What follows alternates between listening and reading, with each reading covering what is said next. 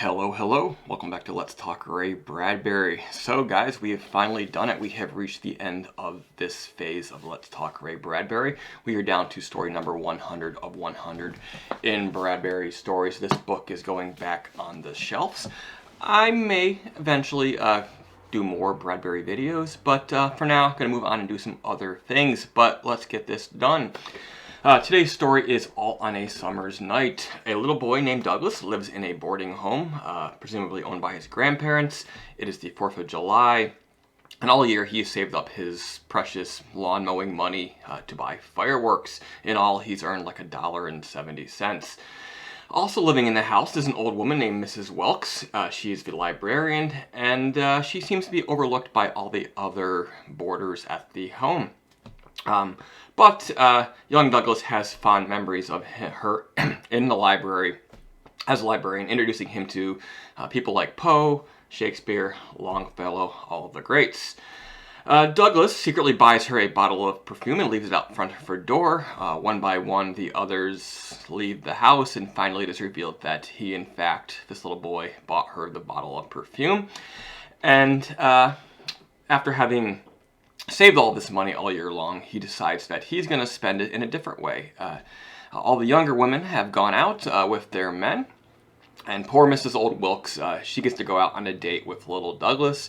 He takes her to dinner and a movie. I'd say it's a fitting end to the collection. I think the first story in the collection was also taking place on a summer's night. The whole town's sleeping, but that was a murder story and had a lot of young girls getting murdered. So this is actually the exact opposite to the way the collection began. But I think it's very representative of sort of the character of Bradbury.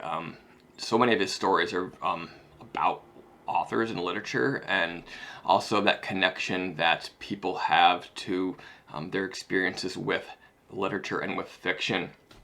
Of course, the boy in this story's name is Douglas, and Ray Bradbury's middle name was, in fact, Douglas.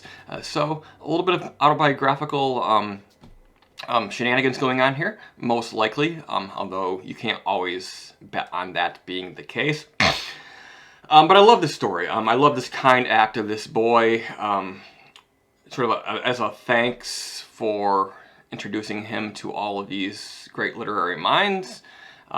Poe, Shakespeare, Longfellow, etc.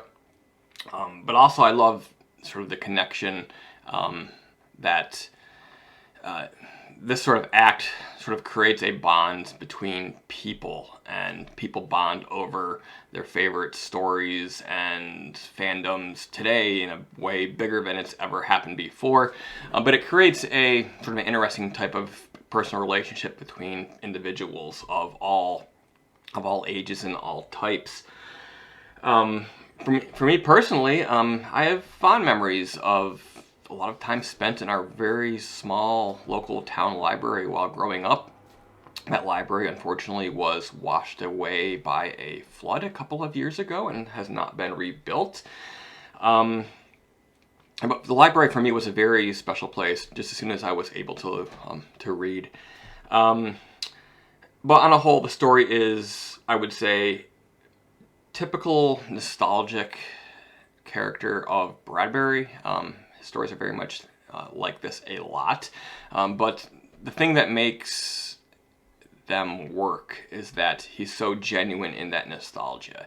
It doesn't feel like a ripoff, as it could under less deft hands, or a less skilled author. He has a way of presenting these sort of very nostalgic, mundane situations and sort of pulling at your heartstrings, but also not making you feel guilty about having read them.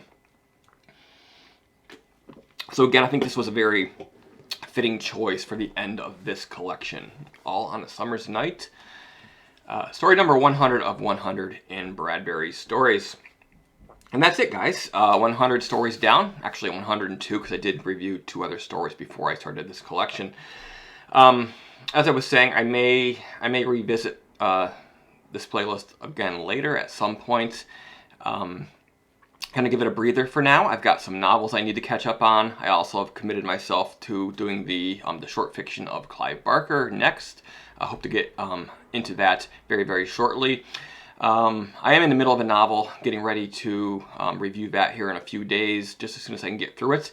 But in the meantime, I may actually visit some of the other anthologies that are here on my bookshelf, and possibly read some classic stories. I've been thinking about maybe doing some Poe, just a couple of stories, not a big project or anything like that, but just to fill the hours and make sure I keep uploading between this project and the next one.